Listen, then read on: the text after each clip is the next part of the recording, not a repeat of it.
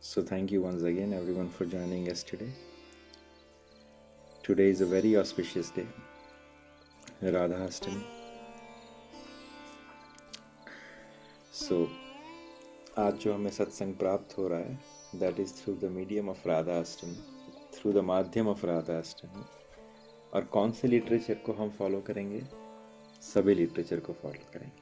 Whatever comes in our heart through the inspiration of Thakur ji, we will try to address. क्योंकि पूरा संसार कृष्ण जन्माष्टमी के लिए व्यस्त होता है. भगवान का जो प्रादुर्भाव होता है उसे मनाने के लिए हम सभी लोग जुट जाते हैं बहुत जोर शोर से. लेकिन आज का जो दिन है उसमें कृष्ण जुट जाते हैं जोर शोर से. तो whoever wants to have a mercy of Krishna, they should participate into this festivity to celebrate Radha Ashtami basically. So पहला क्वेश्चन आता है कि who is Radha Rani, right. बहुत सारे कुछ लोग मुझे कहते हैं कि राधा का नाम श्रीमद् भागवतम में नहीं है. सो उन्होंने सिर्फ श्रीमद् भागवतम पढ़ी है. There are so many other literatures where Radha's discussion is predominated. बहुत विस्तार से समझाया गया है. आचार्य कहते हैं कि राधा तत्व पे बोलने के लिए you have to be qualified. हर कोई इंसान राधा तत्व के ऊपर बात नहीं कर सकता और नहीं करनी चाहिए. हम देखते हैं कि बहुत सारी सीरियल्स, बहुत सारे bloggers and everyone they talk about Radha Rani. No, is the most confidential topic to be discussed. भगवान की पत्नी है, भगवान की अर्धांगिनी है, भगवान की है वो. सो you cannot discuss in public, or more importantly not public, more importantly to the people who is not qualified उसको समझने के लिए, उसका पाचन करने के लिए, उसको धारण करने के लिए. तो हम क्यों कर रहे हैं? हम एक माँ के बारे में बात कर रहे हैं. ठाकुर जी की पत्नी के बारे में बात करना हमारे बस की बात नहीं है. लेकिन हाँ, हमारी जो माता है राधा रानी, हम उसकी बात करेंगे तो हम मर्यादा में भी रहेंगे और हमसे कोई अपराध भी नहीं होगा. और अगर कुछ हो जाता है तो माँ जैसे अपने बालक को क्षमा कर देती है, वैसे वो हमें भी क्षमा करती है. सो क्वेश्चन ये आता है, अर्थात जो एक ख्याल आता है कि कौन है Radha Rani. I am asking you, who is Radha Rani? जो आपको अब तक पता है आप बता सकते हैं कि कौन है राधा. भगवान की आह्लादिनी शक्ति है. बहुत अच्छा. आगे और कोई? वृषभानु दुलारी. जी. और कोई? और कोई भी बता सकता है? Krishna is a part of Krishna himself. Okay. Someone else was talking. हरे कृष्ण. तो राधा रानी तो कृष्ण भगवान को प्रेम करने का मन हुआ तो उन्होंने अपनी ही शक्ति से राधा रानी को प्रकट किया और प्रेम का मतलब किया उन्होंने. आप सभी के जो आंसर है वो 100% परफेक्ट है. सो वो भगवान की आह्लादिनी शक्ति है. किसी ने कहा कि वो स्वयं कृष्ण है. किसी ने कहा कि ठाकुर जी को जब प्रेम को चखने का मन किया तब राधा रानी को प्रकट किया. Every answer is perfect. So Radha Rani जो है वो एक्चुअली भगवान का ही स्वरूप है. राधा रानी का प्रादुर्भाव कब होता है? जब कृष्ण ने अपने किसी प्रेमी भक्त से कहा कि जो तुम मुझे प्रेम करते हो, राइट, वैसा प्रेम शायद मैं तुम्हें नहीं कर सकता। तब उस प्रेमी भक्त ने ठाकुर जी को बुलाना दिया कि हाँ ठाकुर, क्योंकि तुम्हारे अंदर वो अनन्यता का गुण नहीं है। ठाकुर जी को ये बात बहुत अच्छे से समझ में आ गई। ठाकुर जी ने कहा ये बात तो सही है, हम भक्तों के पास, हम प्रेमियों के पास जो अनन्यता है कि हम तुम्हारे सिवा किसी और के चौखट पे जाएंगे तक नहीं, किसी और के बारे में सोचेंगे तक नहीं, किसी और के साथ खड़े भी नहीं रहेंगे, पर वो चीज़ तुम्हारे अंदर नहीं है, क्योंकि तुम्हारे तो बहुत सारे प्रेमी हैं, तुम्हें हर एक के पास जाना पड़ता है, हर एक को सेटिस्फाई करना पड़ता है। तो ठाकुर जी ने कहा कि अगर मुझे उस अनन्यता को ग्रहण करना है, तो प्रेमी ने कहा कि फिर आपको जाना पड़ेगा राधा रानी के चरणों में। अब ये राधा रानी कौन है? राधा रानी एक्चुअली भगवान का ही जब भाव स्वरूप मेल्ट होता है तो वो राधा का स्वरूप धारण करता है। अर्थात ठाकुर जी वैसे तो सिर्फ बोलते ना,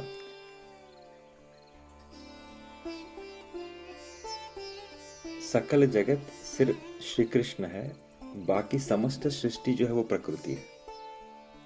भोक्ता एक श्री कृष्ण है, उसके अलावा इस संसार में कोई है ही नहीं, राइट। कृष्ण ही सब कुछ है। अगर कोई इंसान इस संसार में एग्जिस्ट करते हैं तो वो स्वयं श्री कृष्ण है। उसके अलावा बाकी जो भी है वो सिर्फ प्रकृति ही प्रकृति है, उनका ही सर्जन है। तो वैसे एक तरीके से देखा जाए तो ठाकुर के जितने भी निज पार्षद हैं वो ठाकुर स्वरूप ही है। जैसे हम समझते हैं कि बलराम कौन है, तो ठाकुर जी के पहले एक्सपांशन, ठाकुर जी का सेवक स्वरूप। ठाकुर जी की सेवा करना या ठाकुर जी की अर्चना करना या ठाकुर जी के साथ रहना वो कोई सामान्य बात नहीं है। लक्ष्मण जी ने 14 साल तक बिना सोए हुए, राइट, दिन रात ठाकुर जी की सेवा की थी। किसी मनुष्य के बस की बात है वो नहीं है। तो इसीलिए ठाकुर जी की सेवा के लिए ठाकुर जी स्वयं ही अपने आप को प्रकट करते हैं, अपना एक स्वरूप प्रकट करते हैं, जिसे हम सेवक भगवान कहते हैं। वो सेवक है लेकिन भगवान है या एक भगवान जो सेवक के स्वरूप में प्रकट हुए, ताकि उनकी जो सेवा है उसमें कोई भी बाध्यता ना आए, क्योंकि उनकी सेवा अनलिमिटेड है। हमारी लिमिटेशन है, हमारे शरीर की लिमिटेशन है, हमारे विचारों की लिमिटेशन है, हमारे भाव की लिमिटेशन है, जिसके अधीन होके हम ठाकुर जी की सेवा करते हैं। किसी दिन मन किया तो मालपुआ भी खिला दिया, और किसी दिन मन नहीं किया तो हमने एक कटोरी के अंदर पीनट्स भी रख दिए, क्योंकि आज मन नहीं कर रहा, आज हम थके हुए हैं, व्हाट्सएवर। सो हमारी हर चीज़ की लिमिटेशन है। लेकिन ठाकुर जी जितने परफेक्ट हैं, जितने असीमित हैं, जितने एक्सेलेंट हैं, उनको हर चीज़ में एक्सेलेंस चाहिए। वो तो उनकी दया है कि वो हमारे पास आके हमसे थोड़ी बहुत सेवा ग्रहण करते हैं, जितनी हम कर पाते हैं, वरना उनकी सेवा का स्टैंडर्ड जो है वो बहुत हाई है, बहुत हाई है। तो उस स्टैंडर्ड को मेंटेन करने के लिए हमसे वो कोई भी आशा नहीं रखते। वो तो एक पिता की तरह है, बालक जो भी कुछ बना के कच्चा पक्का खिला देगा वो खा लेते। अरे मेरे बेटे ने बनाया, मेरी बेटी ने बनाई, रोटी कैसी भी होगी, दाल, हम बहुत खुश हो जाते हैं। लेकिन खुद की सेवा तो किससे करवाते हैं? अपनी अर्धांगिनी से, अपनी पत्नी से करवाते हैं। वैसे ही ठाकुर जी की सेवा के लिए उन्होंने खुद को प्रकट किया, ताकि उनकी सेवा जो है परफेक्ट तरीके से होती रहे। तो वो है सेवक भगवान लक्ष्मण, और कोई नहीं, लेकिन राम का ही एक्सपांशन है। दाऊ जी और कोई नहीं, कृष्ण का ही एक्सपांशन है, करेक्ट। वैसे सिमिलर कैटेगरी के अंदर जब भगवान को प्रेम चखने की इच्छा हो, तब हम में से किसी की वो सामर्थ्य नहीं कि उस प्रेम को हम प्रकट कर पाए, या उस प्रेम को हम ठाकुर जी को समर्पित कर पाए, जिसको चख के ठाकुर जी कहे कि वाह, इसी प्रेम को मैं आज तक ढूंढ रहा था। नहीं, हम में वो सामर्थ्य है ही नहीं। हमारी वो कैपेसिटी ही नहीं है कि हम ठाकुर जी को उस हद तक प्रेम कर सके जिस हद तक ठाकुर जी उसके अधिकारी हैं, ठाकुर जी उसको एक्सपेक्ट करते हैं, राइट। प्रेम के भी बहुत सारे प्रकार हैं, जैसे एक माता पिता एक पुत्र को प्रेम करते हैं, एक पुत्र अपने माता पिता को प्रेम करती है, एक भाई अपनी बहन को, बहन अपनी भाई को, राइट, एक पति अपने पत्नी को, एक पत्नी अपने पति को, एक प्रेमिका अपने प्रेमी को, एक प्रेमी अपनी प्रेमिका को। जब कोई इंसान प्रेम के अंदर पड़ता है तो इट इज़ वेरी बहुत सहज चीज़ है कि हमारी एक्सपेक्टेशन बहुत हाई हो जाती है, और जब एक्सपेक्टेशन हाई होना शुरू हो जाती है तो इंसान पॉजिटिव होना शुरू हो जाता है, बहुत ज़्यादा बहुत ज़्यादा बहुत ज़्यादा बहुत ज़्यादा। नहीं, मेरे अलावा उसके जीवन में और कोई इम्पोर्टेंट होना ही नहीं चाहिए, चाहे उसके पास कितनी भी रिस्पॉन्सिबिलिटी हो, कितनी भी मर्यादा हो, कितनी भी चीज़ों से वो लड़की घिरी हुई हो, लेकिन जब मेरी बात आए तब सबसे प्रथम प्रायोरिटी पे उसे सब कुछ तोड़ के मेरे पास आना चाहिए या मुझे केंद्र में रखना चाहिए। ये एक बहुत सहज और बहुत एक स्वाभाविक प्रेम का लक्षण है। प्रेम के बहुत सारे लक्षण हैं, बहुत सारी बातें हैं, लेकिन उसको हम सब डिस्कस नहीं कर सकते, राइट। तो यहाँ पे जब ठाकुर जी को प्रेम देखिए, सेवा चाहिए तो उन्होंने लक्ष्मण जी को प्रकट किया, बलराम को उनका पहला एक्सपांशन बना के रखा किया, राइट। तो जब उनको प्रेम चाहिए, और वो प्रेम कैसा चाहिए? असीमित, अमर्यादित, प्रेम की पराकाष्ठा से परे, समस्त संसार के अंदर जो प्रेम कभी कोई प्रकट न कर सके वैसा प्रेम ठाकुर जी को वो प्रेम महसूस करना था, उस प्रेम के अंदर गिरना था, एक प्रेमी के भांति उस प्रेम को सरेंडर करना था। तो उस प्रेम को प्रकट करना भी जरूरी था। तो उन्होंने क्या किया? उन्होंने अपने ही एक स्वरूप को प्रकट किया जिसे हम राधा कहते हैं, राइट। राधा कौन है? ठाकुर जी अगर प्रेम स्वरूप है तो राधा उसका पात्र है, राइट। इसीलिए हम पहले राधा कहते हैं फिर कृष्ण कहते हैं, पहले पात्र आएगा फिर प्रेम आएगा, राइट। उसके बिना प्रेम छलक जाएगा, प्रेम संग्रहित नहीं होगा। कहते हैं अगर सिंहनी का दूध है वो बहुत ही पावरफुल होता है, लेकिन वो किसी सामान्य पात्र के अंदर ठहरता नहीं है, उसके लिए सिर्फ स्वर्ण पात्र की आवश्यकता होती है। वो सिर्फ स्वर्ण पात्र के अंदर ही ठहरेगा, नहीं तो वो दूध बिगड़ जाएगा। वैसे ठाकुर जी प्रेम मूर्ति है, राइट। वो प्रेम अगर साक्षात स्वरूप धारण कर लेता है ठाकुर जी, लेकिन उसका पात्र कौन है? राधा रानी। वो स्वर्ण पात्र कौन है? राधा रानी। ठाकुर जी को अगर उस प्रेम को चखना है तो उसको राधा रानी के पास जाना पड़ेगा। Radha Rani is the only potency which can reflect or give a reciprocation the way the Krishna want the love. जब कृष्ण का मन हुआ कि राधा इस तरीके से आज मेरे पास आए, राधा रानी उससे कई गुना, अनंत गुना बढ़ चढ़ के ठाकुर जी से मिलती।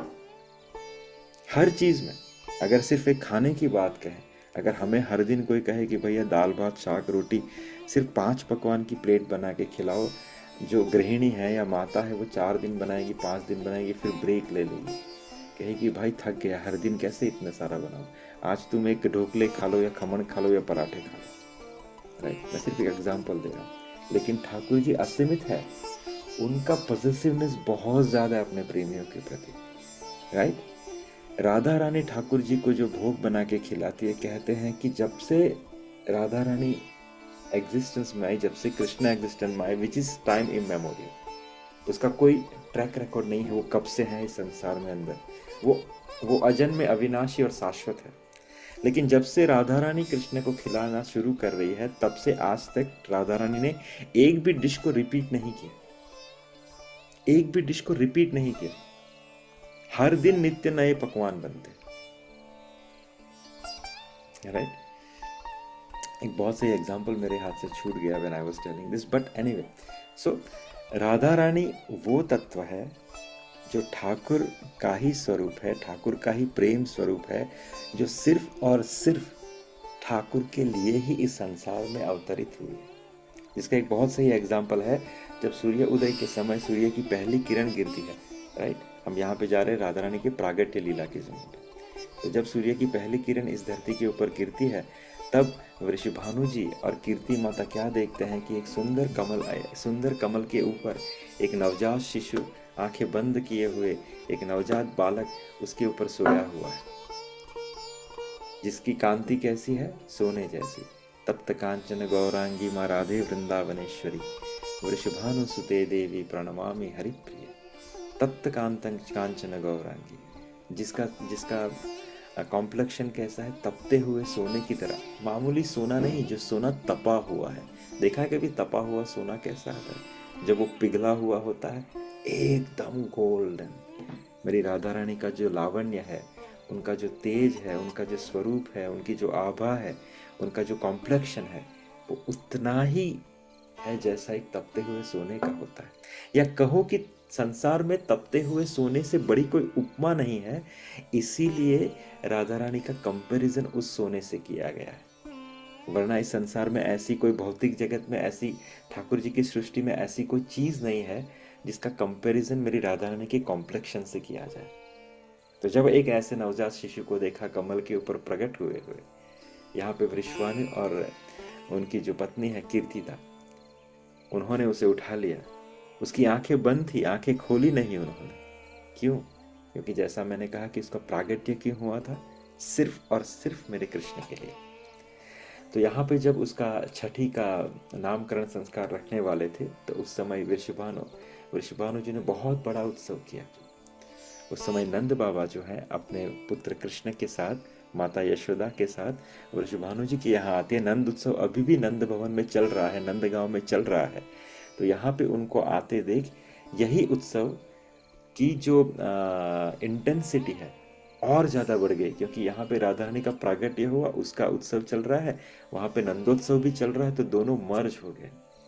जब कृष्ण राधा के पास जाते हैं तब पहली बार राधा अपनी आंखें खोल के कृष्ण की ओर देखती। क्यों? क्योंकि राधा कहती है मेरा अवतरण किसके लिए है? सिर्फ तुम्हारे और तुम्हारे लिए। तुम जैसा चाहते हो वैसी मैं हूं, या फिर तुम जैसा चाहते हो उससे अनंत गुना मैं तुम्हें प्रदान करने के लिए आई हूं। That is what Radha Rani. प्रागट्य लीला में बात आती है कि वृषभानु जी के यहाँ पे क्यों राधा रानी का प्रागट्य हुआ। हमने नंद बाबा की स्टोरी सुनी थी। नंद बाबा कौन थे, राइट? पिछले जन्म में। तो वृषभानु जी की कथा में आता है कि वृषभानु जी अर्थात वृषभानु अर्थात सूर्य। देखिए सूर्य जो है ना, सूर्य देव, ये बहुत ही रिस्पेक्टेड पर्सनालिटी है। आप देखिए भगवान राम जो है, उनका जन्म सूर्य वंश के अंदर हुआ। माता यमुना है, उनका जन्म सूर्य देव के यहाँ हुआ। यहाँ पे राधिका जी है, उनका जन्म कहाँ पे होता है? सूर्य देव के यहाँ। ये वृषभानु जी और कोई नहीं पर सूर्य देव के ही अवतार है। ये कथा जाती है कहाँ पे? जब मोहिनी स्वरूप ठाकुर जी धारण करके देव और दानवों के बीच में किसका बंटवारा करते हैं? अमृत का। तो उस समय मोहिनी अवतार के कारण, मोहिनी स्वरूप के कारण, वो मोहिनी स्वरूप जो था वो चरम सीमा थी किसी के स्वरूप की। सोचिए भगवान स्वयं अगर स्वरूप धारण करके और किसी को मोहने के लिए प्रकट हो जाए, वाह, तो उसका क्या कहना। स्वयं भगवान शिव भी उससे मोहित हुए नहीं रह पाए। जो भगवान शिव किसी पे मोहित नहीं हुए, वो भी मोहिनी अवतार के ऊपर मोहित हो गए। लेकिन एक पर्सनालिटी थे वहां पे जिन्होंने, जो ठाकुर जी के स्वरूप के ऊपर मोहित उस तरीके से नहीं हुए जिस तरीके से बाकी की समस्त जो प्रजाति थी जो वहां पे मौजूद थी, वो थे सूर्यदेव। जब सूर्यदेव ने ठाकुर जी के उस स्वरूप को देखा तो सूर्यदेव के अंदर एक पुत्री का भाव प्रकट हुआ कि अगर मेरी पुत्री होती तो वो इतनी ही सुंदर होती, या फिर कह सकते हो कि अगर काश इतनी सुंदर मेरी पुत्री हो। तो जब ठाकुर जी ने इस भाव को देखा तो ठाकुर जी ने कहा कि आप मेरे पिता होने के योग्य हैं। तो हे सूर्यदेव, जब मैं द्वापर में प्रकट होऊंगा, जब मेरी शक्ति प्रकट होगी द्वापर में, तो वो आप ही के घर पे प्रकट होगी। अर्थात मैं नंद बाबा के यहाँ कृष्ण बन के प्रकट होऊंगा, लेकिन मेरा ही अंश, मेरा ही स्वरूप, मेरी ही हलादिनी शक्ति श्री राधा आपके यहाँ पुत्री बन के प्रकट होगी, और वो स्वरूप मेरे इस स्वरूप से अनंत गुना होगा। Right? So that's why Vrishabhanu ji का जब अवतरण हुआ इस संसार में, सूर्यदेव ही अवतरित हुए वृषभानु के स्वरूप में, और उनके घर पे कौन अवतरित हुआ? श्रीमती राधा रानी। राइट?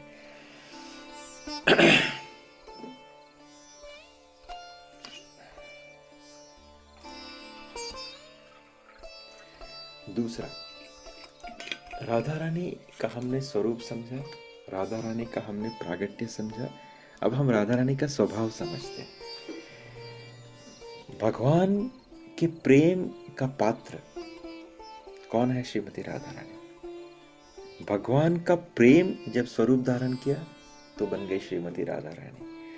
अब प्रेम जो है, दया और प्रेम सिक्का के दो पूरक बाजू है। अगर प्रेम है तो दया का होना आवश्यक है। जो इंसान प्रेम करता है किसी से, समझना वो इंसान उतना ही दयालु भी है। अगर कोई इंसान प्रेमी नहीं है तो उसके अंदर दया भी नहीं है। तो जितना राधा रानी प्रेम की चरम सीमा है, उतनी ही राधा रानी दया की भी चरम सीमा है। हम क्यों कहते हैं कि राधा का अनुगत्य, राधा का नाम जो है हमेशा श्रेयस्कर है, कृष्ण से पहले लिया जाता है, राइट? इसलिए क्योंकि जितना राधा रानी का स्वरूप है, जितना राधा रानी का प्रेम है, जितना राधा रानी का दुलार है, उतना ही राधा रानी के अंदर दया भी भरी हुई। कहते हैं कि अगर पूरे संसार के समस्त बलों को जोड़ लिया जाए तो भी वो इंद्र के वज्र के समान नहीं हो पाएगा। लेकिन अगर इंद्र के वज्र, अगर सैकड़ों इंद्र के वज्र को अगर हम कर दें एकत्रित, तो वो श्री गरुड़ जी के एक रुएं जितना, एक क्या बोलते हैं, एक रुएं जितना होगा। और गरुड़ जी के ऐसे हजारों रुएं को एकत्रित कर दिया, उतना बल अगर हम कह दे किसी के अंदर है, तो वो किसके अंदर होगा? श्री हनुमान जी के एक मुष्टिक प्रहार के अंदर होगा। लेकिन श्री हनुमान जी के अगर सैकड़ों लाखों मुष्टिक प्रहारों को हम एकत्रित करें, उतना बल अगर हम किसी के अंदर अगर भर दे, तो वो श्री बलराम जी के हल के अंदर होगा। बलराम जी बहुत पावरफुल है। लेकिन अगर कहें कि श्री बलराम जी के उस हलों को लाखों गुना कर दिया जाए, उस स्ट्रेंथ को लाखों गुना कर दिया जाए, तो वो क्या होगा? वो श्री कृष्ण की एक मुस्कान के अंदर होगा। ठाकुर जी अगर मुस्कुरा दे तो उसके अंदर अनंत बल छुपा हुआ है। इसका एक एग्जाम्पल देता हूँ। जयमल, एक राजा जयमल हुए जो मीराबाई के कजिन थे। कथा शॉर्ट में कहता हूँ, उनको ठाकुर जी की नित्य सेवा बहुत प्रिय थी। वो ठाकुर जी को बहुत प्रेम से उनकी अभिषेक करते थे, उनको तैयार करते थे, उनको सजाते थे, उनकी अर्चना करते थे, और फिर वो किसी भी कार्य के अंदर निकलते थे। तो ये करते करते उनको करीबन 3 घंटे के आसपास हो जाते थे। अब उनके जो एक कजिन थे, जयमल जी के कजिन, उन्होंने सोचा कि ये जो सुबह का समय है, उस समय जयमल जो है वो किसी भी प्रकार से पूजा से बाहर नहीं आता। वो निर्देश देके रखता है कि अगर संसार इधर का उधर हो जाए, लेकिन no one should come and disturb me, right? तो यही समय है जयमल के ऊपर आक्रमण करने के लिए। तो उन्होंने उसी प्रहर का चयन किया और महाराजा जयमल के राज्य के ऊपर आक्रमण कर दिया। अब महाराजा जयमल उस समय ठाकुर जी की निज सेवा में व्यस्त थे, लेकिन ठाकुर जी ने क्या किया? ठाकुर जी ने तुरंत ही उसका स्वरूप धारण किया, उसकी तरह उसके घोड़े पे बैठे और अपनी सेना की आगेवानी करते हुए बाहर आ गए। किसके? फोर्ट के बाहर, किले के बाहर। जैसे ही ठाकुर जी आ रहे बाहर, ठाकुर जी की मुस्कान देख के लोग ऐसे ही मर रहे हैं। They put their weapons and everything and they got surrender unto his smile. Correct? Sorry, उन्होंने जयमल जी का स्वरूप धारण नहीं किया। आई थिंक उनके से नहीं, उन्होंने जयमल जी का स्वरूप धारण करके बाहर आए, लेकिन जब बाहर आए तो जो स्वरूप इनको देखा वो ठाकुर जी का स्वरूप देखा और उनकी मुस्कान दिखी। करेक्ट? तो उनकी मुस्कान देख के सभी लोग ऐसे ही घायल हो गए। हर एक को, अब देखिए वैसे टेक्निकली देखा जाए तो कोई इंसान घोड़े के ऊपर आ रहा है, रफ्तार से आ रहा है, वो हंस रहा है, रो रहा है, क्या कर रहा है, how can I see that? लेकिन ठाकुर जी की माया देखी। हर एक जो सैनिक था, हर एक जो सिपा सालार था, उसको ठाकुर जी इतने ही क्लोज प्रतीत हो रहे जैसे मानो उसी के सामने आके मुस्कुरा रहे हैं, राइट। ठाकुर जी की मुस्कान देख के हर एक कोई चित्त हो गया। हथियार डाल दिए सबने, उस तरफ 3 घंटे खत्म भी हो गए। जयमल जी बाहर आए तो सबने कहा कि if you came out of this, उनकी माता ने कहा then who went outside on your horse. तो जयमल जी बोले मैं तो यहीं पे था, क्या हुआ? तो बोला यहाँ पे आक्रमण हो गया, बट हमें लगा कि तुम पूजा छोड़ के बाहर आके तुमने सेना की आगेवानी कर ली। तो जयमल जी बोले नहीं, मैं तो यहीं पे था। जयमल जी बाहर जाके देखते हैं तो ठाकुर जी अदृश्य, लेकिन सब वहाँ पे नतमस्तक खड़े हुए हैं। और उसका जो भाई था वो जयमल जी के सामने आया, कहा कि भाई मैंने तुम पे जो आक्रमण किया उसके लिए मैं क्षमा चाहता हूँ, मैं आजीवन कभी तुम पे आक्रमण नहीं करूँगा, तू जो बोले वो मैं शर्त तेरी मान लूँगा, ये सब तुम्हें लिख के दे रहा हूँ, मेरा पूरा राज्य तुम्हें समर्पित कर रहा हूँ, सिर्फ और सिर्फ एक शर्त के ऊपर। तो जयमल जी बोले क्या? तो बोले जो वो तेरा सेनापति आया था ना अश्व के ऊपर आरूढ़ होते हुए, मुझे बस उसकी एक बार मुस्कुराहट दिखा दो। तो ठाकुर जी की मुस्कुराहट, मैंने सिर्फ एक छोटा सा एग्जाम्पल दिया, तो इतना बल अगर हम दाऊ जी के लाखों हलों को अगर एकत्रित कर दे तो कितना बल है? सिर्फ ठाकुर जी की मुस्कान का बल उससे ज्यादा है। लेकिन ठाकुर जी की मुस्कान में भी थोड़ा सा परिश्रम होता है। अगर मैं अपने होठों को ऐसे करूं तो मुझे थोड़ा सा बल चाहिए। अगर मेरे में कोई शक्ति ही नहीं है तो मैं अपने होठों को मुस्कुराहट भी नहीं दे सकता। कहते हैं कि उससे भी अनंत गुना बल, जितना ठाकुर जी की मुस्कुराहट में, उससे भी अनंत गुना बल किसके अंदर है? किशोरी जी के नजरों के अंदर है। आप सिर्फ किशोरी जी के सामने चले जाइए, हाथ जोड़े हुए, आपको कुछ कहने की जरूरत नहीं, कुछ करने की जरूरत नहीं।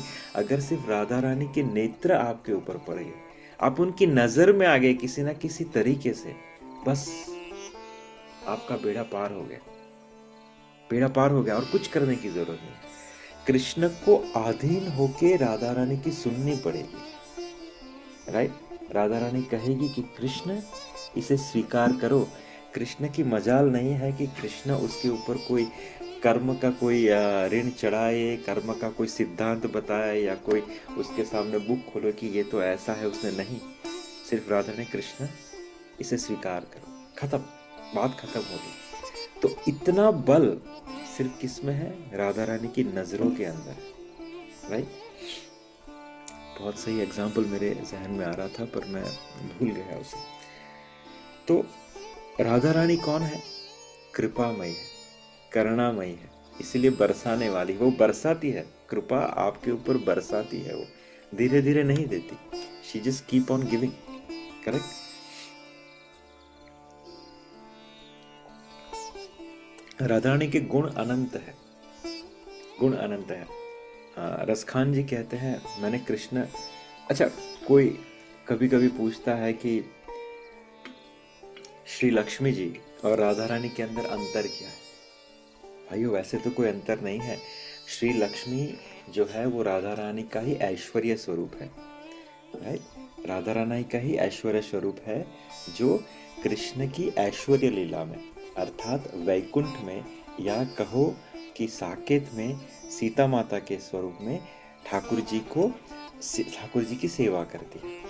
वहाँ पे जो सीता है, वहाँ पे जो माता लक्ष्मी है, वो ठाकुर जी के अधीन होके ठाकुर जी की सेवा करती है। यहाँ पे जो है राधा रानी जो गोलोक वृंदावन में है, वो ठाकुर जी के अधीन नहीं है, वो ठाकुर जी को भी डांट फटकार लगाती है, अर्थात ठाकुर जी इसके अधीन। तो कहा जाए दोनों में अगर अंतर क्या है, तो गुरु कृपा से हम यही कहेंगे कि माता लक्ष्मी जो है वो नारायण के चरणों में, उनके चरण चंपे करती है। माता जानकी जो है वो श्री राम जी की सेविका है, राम जी की पत्नी है, उनकी चरण चंपे करती, उनकी सेवा करती है। लेकिन यहाँ पे राधा रानी कौन है? जिसकी स्वयं ठाकुर जी सेवा करते हैं, ठाकुर जी उनके चरणों में बैठे, राइट। रसखान ने कहा, रसखान जब ढूंढते हुए आए कृष्ण को, उन्होंने हर जगह पे देखा, उनको कहीं नहीं मिला। उनको कृष्ण कहाँ मिले? राइट। देखो दरो वह कुंज कुटीर में, बैठो पलोटत राधिका पाए, अर्थात देखो दरो वो कुंज कुटीर में। मैंने कृष्ण को कहाँ पाया? मैंने कृष्ण को किसी मंदिर में नहीं पाया, किसी अनुष्ठान के अंदर नहीं पाया, किसी यज्ञ के अंदर नहीं पाया। कृष्ण को पाया कहाँ पे? राइट, देखो दरो वह कुंज कुटीर में। कुंज अर्थात वृंदावन, वृंदावन के कुटीर के अंदर बैठो पलोटत राधिका पाए। वो राधिका जी के चरणों में बैठे हुए पाए गए। कृष्ण प्रेम के अधीन है, वो प्रेम राधा है। अगर आपके अंदर प्रेम नहीं है तो आपके पास कृष्ण नहीं, राइट। और कृष्ण भी सबसे बड़े प्रेमी है, सबसे बड़े प्रेमी है, राइट। वो उनके चरणों में रहते हैं, वो अपना मस्तक उसके चरणों में झुकाते हैं जो राधा रानी के अनुगत्य स्वीकार करते हैं, जो राधा रानी के शरणागत है, राइट। क्यों? क्योंकि एक एग्जाम्पल आता है, राइट, कि कृष्ण जो राधा रानी की सेविका है उनके चरणों में अपना मयूर मस्तक झुका के रखते हैं। क्यों? क्योंकि वो कहते हैं कि मेरी एब्सेंस में आप मेरी राधा का ख्याल रखते हैं, तो आप मेरे लिए वंदनीय हो, मैं आपका सेवक हूँ, मैं आपको प्रणाम करता हूँ, क्योंकि मेरे लिए सबसे प्रायोरिटी क्या है? श्रीमती राधा रानी का ध्यान रखना। तो आप मेरी एब्सेंस में राधा का ख्याल रखते हो, तो मैं आपके चरणों में अपना समझ झुकाता हूँ, right. It is a very perfect Doha. If I अगर उठता है तो मैं कहूँगा कि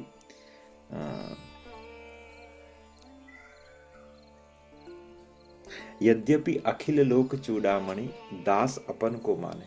किसके दास मानते हैं? जो राधा रानी का अनुगत्य स्वीकार करते हैं। कृष्ण को प्राप्त करना है, राधा के विपरीत करोगे नहीं प्राप्त होगा। पात्र कौन है? राधा रानी है। राधा रानी पात्रता है। अगर आप राधा रानी का नाम लेके जाओगे कृष्ण आपकी ओर देखेगा, अगर आप राधा का नाम नहीं लोगे तो कृष्ण आपकी ओर नहीं देखेंगे, राइट। फिर कृष्ण आपकी ओर देखेंगे, लेकिन फिर आपको कैसे जाना पड़ेगा? आपको फिर कर्म योग करना पड़ेगा, आपको ध्यान योग करना पड़ेगा, आपको गीता में बताई गई सब चीजें हैं उसको फॉलो करना पड़ेगा। Then Krishna will look at you. Then also Krishna won't look at you अगर if you don't have a perfect karma. लेकिन अगर आप राधा के रास्ते से जाओगे तो कृष्ण का वहाँ पे वर्चस्व नहीं चलता। वृंदावन के अंदर कृष्ण का वर्चस्व नहीं है, वृंदावन के अंदर राधा रानी का वर्चस्व है। कृष्ण भी जब वृंदावन के अंदर रहते हैं तो राधा रानी के अधीन होते हैं, right. Anything else you would like to share today? हाँ, एक बहुत सही मुझे कंपोजिशन नहीं कहूँगा, जो श्लोक स्मरण में आता है। 2 श्लोक है। एक श्री भोले बाबा का। भोले बाबा सम्मोहन तंत्र के अंदर कहते हैं, अब देखिए इन सब आचार्यों से हमें क्या सीख मिलती है कि हमें हमें हमें अपने आप को कहाँ पे प्लेस करना चाहिए, हमारा मूड क्या रहना चाहिए, राइट। यहाँ पे भोलेनाथ, ये जो मंत्र है एक्चुअली ये मेरी साधना की पद्धति का एक मार्ग प्रशस्त करता है। जब मैं कभी किसी के एसोसिएशन में आके थोड़ा कंफ्यूज हो गया था कि मेरे जो गुरुदेव है उन्होंने मुझे राम मंत्र प्रदान किया, तो मैं एक्चुअली राम मंत्र का जप करता हूँ। और मेरे घर पे श्रीनाथ जी है, मैं वृंदावन रस मुझे प्रिय लगता है, वृंदावन की पद पदावली मुझे अच्छी लगती है, ठाकुर राधा रानी मेरे हमेशा चित्त में रहती है। बिना राधा नाम के अगर मुझे कोई कीर्तन करने को कहे तो मैं उस कीर्तन को छोड़ना पसंद करूँगा, पर राधा रानी से मैं दूर कभी नहीं रह सकता। कभी किसी के एसोसिएशन में आके मैं थोड़ा कंफ्यूज हो गया कि मेरी गति क्या होगी, तब ये जो श्लोक है वो मेरे सामने प्रकट हुआ। जब विश्वनाथ जी माँ गौरी से कहते हैं सम्मोहन तंत्र के अंदर, वो कहते हैं कि ब्रह्मानंद की अनुभूति जो योगी करते हैं, राइट, उनसे अनंत गुणा मधुर क्या है? भगवान नारायण के चरण कमलों की भक्ति जो मेरे यहाँ विराजमान है, जिनकी मैं नित्य सेवा करता हूँ। सो उन्होंने इसका भी एक एलिमेंट ले लिया भगवान शिव ने अपने श्लोक के अंदर। क्या कहा? ब्रह्मानंद की अनुभूति जो योगी करते हैं, राइट, जो योगी बैठे हैं एक पैर के ऊपर साधना में लगे हुए हैं, वो ब्रह्मानंद की अनुभूति करते हैं, राइट। ब्रह्म की उपासक है तो ब्रह्मानंद की अनुभूति करते हैं। तो जो ब्रह्मानंद की अनुभूति जो योगी करते हैं उसमें उससे अनंत गुणा मधुर क्या है? श्री नारायण के चरण कमलों की भक्ति का रस, राइट। पर उससे भी कोटि गुना उज्जवल क्या है? हमारे नंदनंदन श्री कृष्ण की कल्लोल मालिनी भक्ति, जो हमारे घर पे बाल गोपाल के स्वरूप में विराजमान है। पर हे उमा, भोलेनाथ आगे कहते हैं, हे उमा, क्योंकि तुम्हारी मुझ में अनन्य प्रीति है, इसलिए मैं तुमसे ये रहस्य कहता हूं। वो क्या है? उमा मेरी जिह्वा पर राम नाम, क्या कहते हैं? भोलेनाथ निरंतर राम नाम का जप करते हैं। सो हे उमा, मेरी जिह्वा पे राम नाम, मेरे हृदय में श्री कृष्ण तत्व, और मेरी आत्मा में वृंदावनेश्वरी के पद पद्मा सदा विराजमान रहते हैं। ये भोलेनाथ की स्थिति है। तभी तो वो राधा कृपा कटाक्ष स्तोत्र का सर्जन कर पाए, राइट? वरना कैसे कर पाते? तभी तो वो गोपेश्वर बन पाए, तभी तो गोपी स्वरूप धारण कर पाए, तभी तो वो राधा वल्लभ को प्रकट कर पाए, तभी तो वो राधा वल्लभ की जो अर्चना पद्धति है उसके आचार्य हैं। अगर उनके हृदय में श्री वृंदावनेश्वरी के पद पद्म सदा विराजमान नहीं रहते तो क्या भोले बाबा इतने मधुर, इतने प्रेमी, एक रसिक भक्त बन पाते? कभी राधा को छोड़ के कभी आप प्रेम को चख पाओगे? अगर ऐसा भ्रम आपके अंदर है तो आप इस भ्रम से बाहर आ जाइए। स्वयं भोलेनाथ भी उस चरणों के अधीन है जिस चरणों में श्री ठाकुर जी पड़े हुए हैं। करेक्ट? श्री राधा कृपा कटाक्ष स्तोत्र का एक बहुत अच्छा श्लोक है जिसको सुन के फिर हम विराम लेंगे कि यो ब्रह्म रुद्र शुक नारद भीष्म न मुख्य रालक्षितो न सहसा पुरुषस्य तस्य संगो वशीकरण चूर्ण मनंत शक्तिम तम राधिका चरण रेणु मम स्मरामि। कहते हैं कि ऐसी कोई चूर्ण है, ऐसी कोई भभूति है जिससे इस ब्रह्म को कंट्रोल में लाया जा सकता है, इस कृष्ण को कंट्रोल में लाया जा सकता है। कैसे कि कृष्ण की जो आंखें हैं वो बहुत चंचल है, वो हमेशा प्रेम ढूंढती है।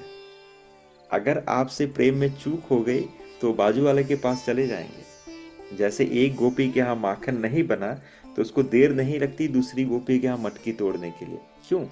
निरंतर वो प्रेम की तलाश में रहते हैं।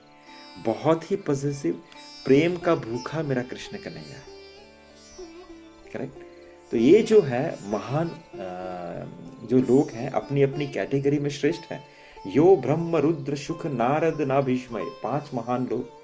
ब्रह्मदेव देवताओं में श्रेष्ठ, यो ब्रह्म रुद्र योगियों में श्रेष्ठ भगवान शिव, यो ब्रह्म रुद्र शुक शुकदेव गोस्वामी मुनियों में श्रेष्ठ, रुद्र शुक नारद देवर्षि नारद, यो ब्रह्म रुद्र शुक नारद भीष्म मनुष्य में श्रेष्ठ, यो ब्रह्म रुद्र शुक नारद भीष्म न मुखे रालक्षितो न सहसा पुरुषस्य तस्य शंगो वशीकरण चूर्ण मनंत शक्ति में। ऐसा एक चूर्ण है, ये तो कह रहे हैं हमसे कोई ये पकड़ में नहीं आ रहा। क्षण भर के लिए आंख बंद करते हैं, सालों बाद तपस्या करते हैं, बहुत सारी अपने धर्म का, ये विष्णुदेव का वाक्य है, अपने धर्म को 100 साल तक मैंने वहन किया तब एक कृष्ण के दर्शन कर पाए, लेकिन वो भी क्षण भर के लिए आता है फिर चला जाता है। तो ऐसी कोई चूर्ण है, ऐसा कोई मंत्र है जिससे मैं इसे वश में कर सकता हूँ, तो है क्या है? तम राधिका चरण रेणु मम स्मरामि। श्री राधिका जी का जो चरण है, उनके जो रेणु है, उसकी जो रज है, अगर आपने उसको अपने मस्तक पे धारण कर लिया तो वो जो प्रेमी है वो आपके वश में हो जाएगा, राइट? क्योंकि जिनके चरण कमल को कमला के करतल से ना निकलते देखा, उनको व्रज की भूमि पर नंगे पैर थिरकते देखा। जिनके चरण को कमला अर्थात माता लक्ष्मी के करतल अर्थात हाथ, जो नारायण है उनके जो चरण है वो कमला जी के हाथ से कभी निकले नहीं है, लेकिन इतने प्रेशियस हैं जिसकी लक्ष्मी हमेशा चंपी करती है, make sure that it is nice and protected. लेकिन वो कौन है? कृष्ण। वो वृंदावन के अंदर नंगे पैर कहाँ पे घूमते हैं? उस रज के ऊपर घूमते हैं जिसके ऊपर राधा रानी के चरण पड़े हुए हैं, राइट? सो ये है वृंदावन का रहस्य, ये है प्रेम का रहस्य। अगर आपको वृंदावन प्राप्त हुआ है, अगर आपको राधा नाम प्राप्त हुआ है तो आप बहुत भाग्यशाली हैं। और जीवन में कभी भी राधा से विपरीत होके सोचने की गलती भी मत करना, वरना वो कृष्ण जो है ना, समझ लेना करोड़ों साल तपस्या करने के बाद योगियों के जहन में भी नहीं आता। तो सोचिए, अगर आपको उस कृष्ण की प्राप्ति करनी है तो राधा के बिना नहीं होगी। सो हम यहीं पे विराम करते हैं। If it is any comment और question then we can take it if you want to discuss something, और will stop here.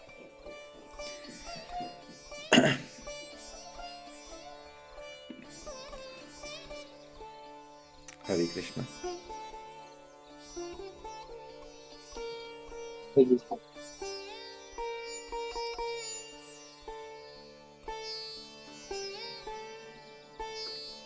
So, would you like to? Krishna Prabhu. Yes. So, would you like to chant? जय श्री कृष्ण चैतन्य देव नित्यानंद श्री अद्वैत गदाधर श्रीवासादि भक्तवृंद की जय। हरे कृष्ण कृष्ण कृष्ण हरे हरे हरे राम राम राम हरे हरे हरे कृष्ण कृष्ण कृष्ण हरे हरे राम राम राम हरे हरे हरे कृष्ण कृष्ण कृष्ण हरे हरे हरे राम राम राम